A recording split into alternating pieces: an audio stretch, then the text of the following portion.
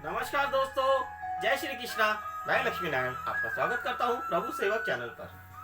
दोस्तों, आपने अभी तक हमारे चैनल सब्सक्राइब नहीं किया तो कृपया अब आप हमारे चैनल को सब्सक्राइब करें, लाइक करें और अपने साथियों से भी हमारे चैनल को सब्सक्राइब कराएं। और हाँ दोस्तों, बेल आइकन दबाना ना भूलें ताकि हमारी जो भी अन्य कथा आपके पास आए तो उसका नोटिफिकेशन सबसे पहले आपको मिले। तो आज एक बहुत ही सुंदर कथा, दिल को छू लेने वाली, आपके सामने प्रस्तुत करते हैं।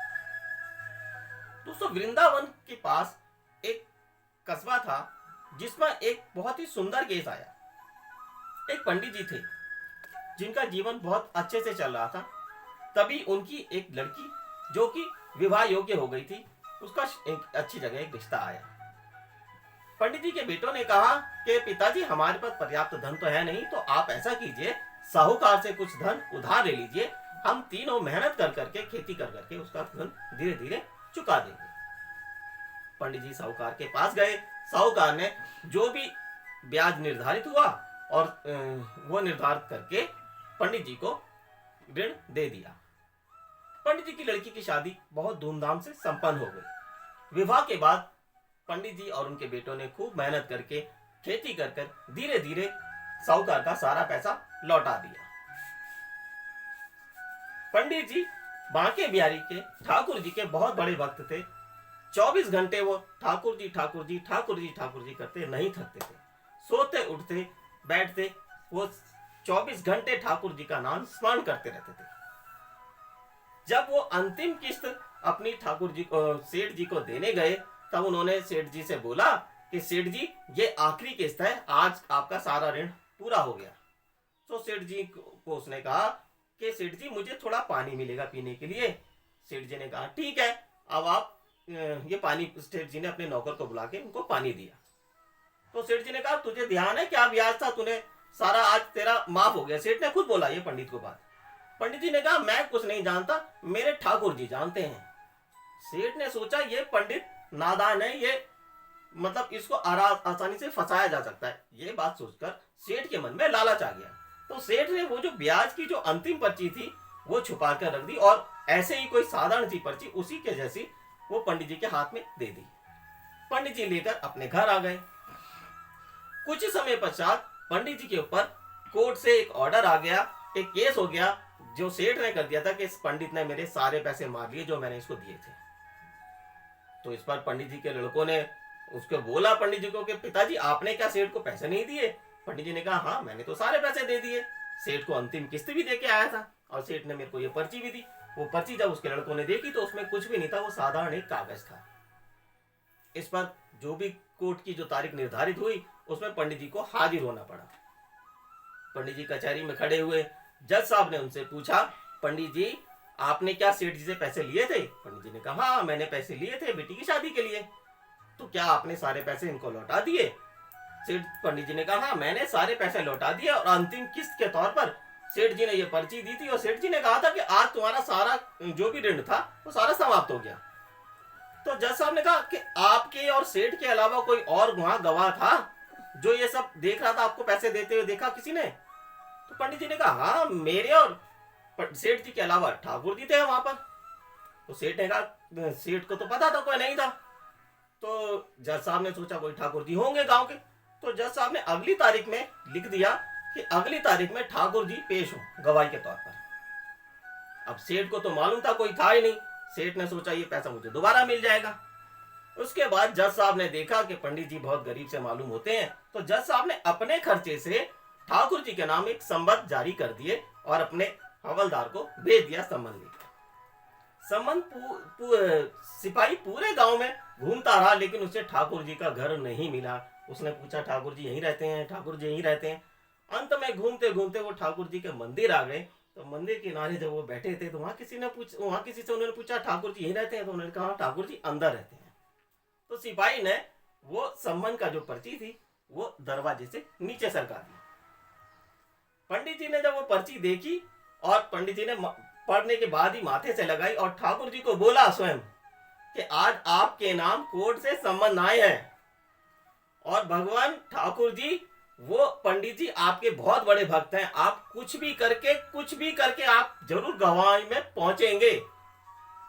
जो भी गवाही का दिन निर्धारित हुआ, उस दिन पंडित जी सुबह सवेरे जल्दी उठे, ठाकुर जी को स्नान आदि कराया और सारी वस्त्र पोशाकें सजा दी कि आज जो भी आपकी इच्छा हो वो पहनकर आप गवाही देने वहां पहुंचे और समय से पहले आप पहुंचेंगे। यह आपके भक्त की नहीं, आपकी परीक्षा है। जो भी कोर्ट का जो समय निर्धारित था उसमें गवाह के तौर पर 3 आवाज लगी, ठाकुर जी हाजिर हों, ठाकुर जी हाजिर हों, ठाकुर जी हाजिर हों।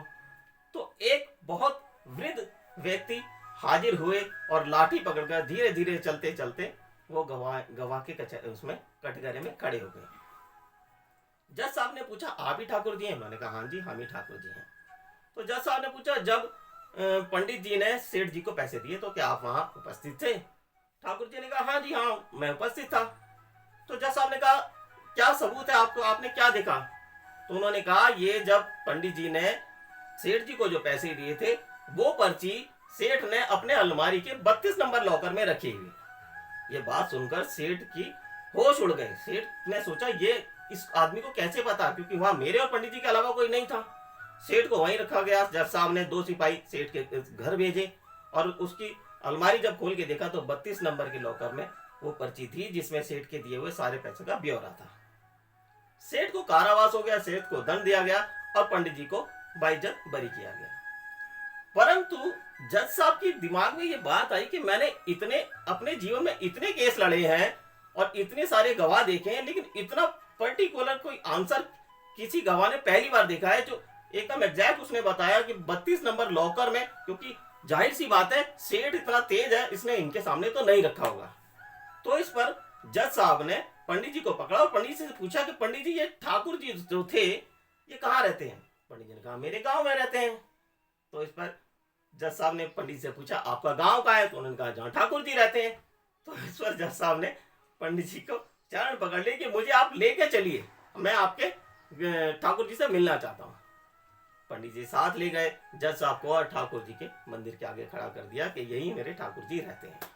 अंदर गए मूर्ति के सामने।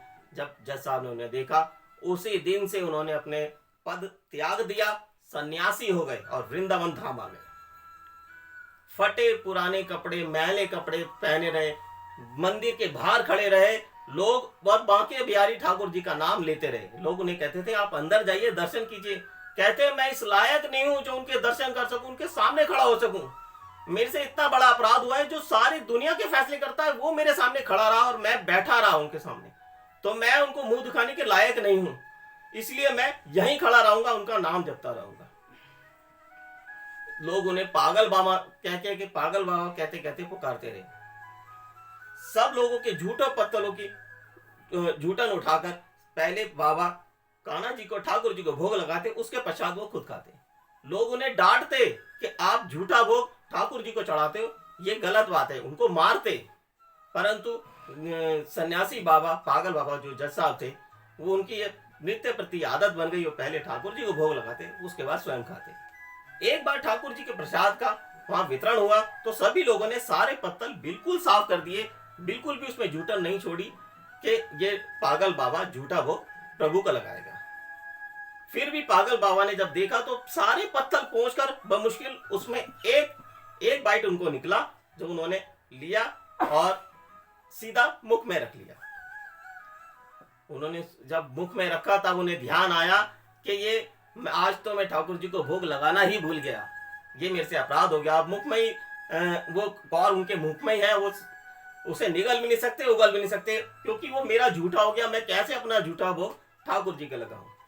ये सोचते सोचते बाबा के आंख में से अश्रु धारा बह रही थी। तभी एक छोटा बालक आता है कि बाबा आज मुझे भोग नहीं लगाओगे, आज मुझे भोजन नहीं दोगे? तो इस पर बाबा कहते हैं कि मैं अपना झूठा भोग कैसे आपको दे दूं प्रभु?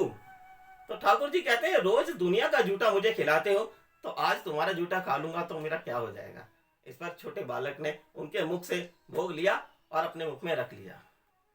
कहते हैं तभी से पागल बाबा ने अपना शरीर त्याग दिया और तभी आज भी आप देखिए वृंदावन के पास पागल बाबा का मंदिर बना हुआ है। लोग वहां दर्शन करते हैं और अपना आनंद लेते हैं पागल बाबा के दर्शन का। बोलो श्री वृंदावन बिहारी लाल की जय।